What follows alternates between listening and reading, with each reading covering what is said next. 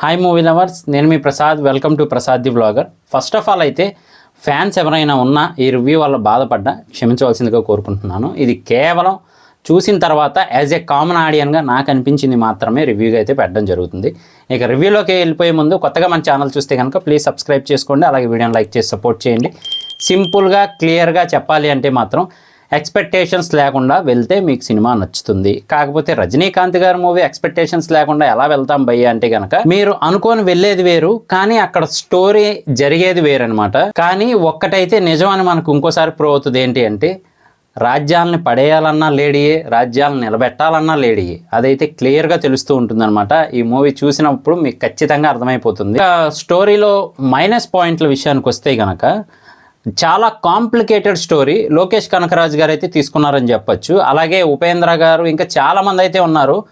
Maximum క్యారెక్టర్స్లో అంటే వాళ్ళ main importance ఇక్కడ ఉందా లేదా అనేది మాత్రం మనం ఆలోచించుకోవాల్సి వస్తుంది ఖచ్చితంగా. అంటే ఈ ప్లేస్లో వేరే వాళ్ళు ఉన్నా వర్కౌట్ అవుతుందా, వీళ్ళనే పెట్టాలా అని మనకైతే ఖచ్చితంగా అనిపిస్తుంది అనమాట. ఫస్ట్ హాఫ్లో కానీ సెకండ్ హాఫ్లో కానీ కొన్ని సీన్స్ ఎందుకు ఇంత స్లోగా వెళ్తున్నాయి అనే ఫీల్ అయితే ఖచ్చితంగా కలుగుతుంది.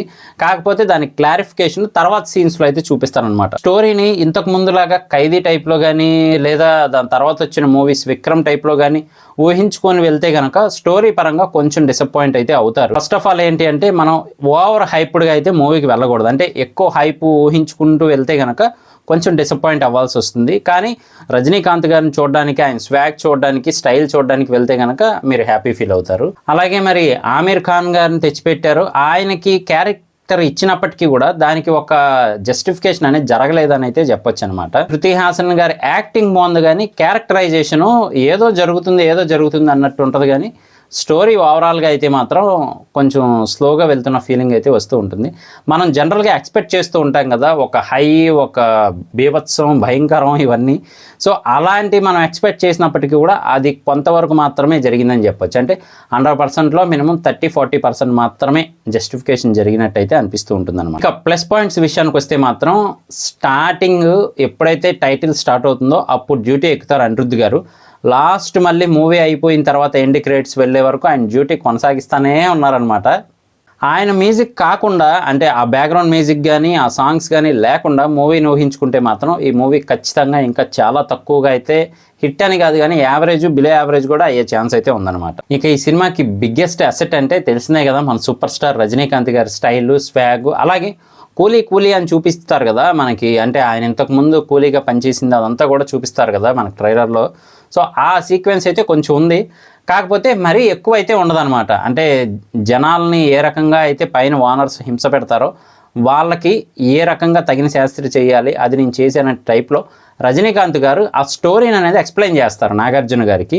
సో అది మాత్రమే ఈ మూవీలో ఉంటుంది తప్ప మరీ మీరు ఓవర్ హైప్డ్గా అయితే ఊహించుకొని వెళ్ళకండి. ఇక నాగార్జున గారి క్యారెక్టరైజేషను నెక్స్ట్ లెవెల్లో ఉంటుంది. అలాగే ఆయన యాక్టింగ్ కూడా చాలా బాగుంటుందని చెప్పొచ్చు. ఇలాగే సోబిన్ షాహీర్ గారు కానీ ఇంకా మిగతా యాక్టర్స్ ఎవరైతే ఉన్నారో వాళ్ళ వరకు యాక్టింగ్ పరంగా అయితే బాగా చేశారని అయితే చెప్పొచ్చు. కానీ ఖచ్చితంగా ఒక డిఫరెంట్ నాగార్జున గారిని అయితే ఈ మూవీలో చూస్తారు. అలాగే ఇక లోకేష్ కనకరాజు గారి టేకింగ్ ఫస్ట్ ఆఫ్ ఆల్ అయితే మాత్రం స్టోరీ మనకు కన్ఫ్యూజన్ లేకుండా క్లియర్గా తీసుకెళ్లారని అయితే చెప్పొచ్చు. ఈ విషయంలో లోకేష్ కనకరాజు గారికి 100కి 110, 200 కూడా మార్కులు పడతాయి అన్నమాట.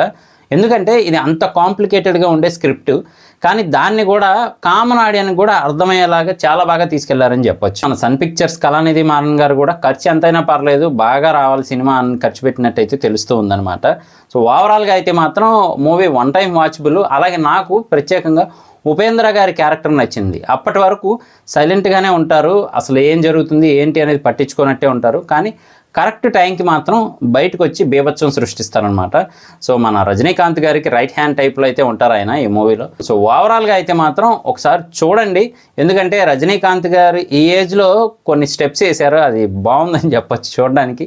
ఆయన స్టైల్ కానీ స్వాగ్ కానీ మళ్ళీ ఇంకోసారి రిపీట్ చేశారు స్లో మోషన్లో.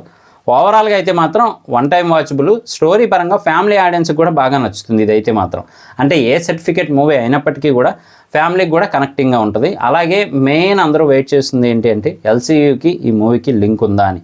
ఎల్సీయూకి ఈ మూవీకి లింక్ లేదు. అదేనండి, లోకేష్ సినిమాటిక్ యూనివర్స్కి ఈ మూవీకి అసలు లింక్ అనేది లేదు. సో ఇది నా రివ్యూ మాత్రమే. మరి మూవీ చూసిన తర్వాత మీకేమనిపించింది అనేది కింద కామెంట్ చేయడం మర్చిపోకండి. నేను మీ ప్రసాద్, మళ్ళీ నెక్స్ట్ వీడియోలో కలుస్తాను. Love you all.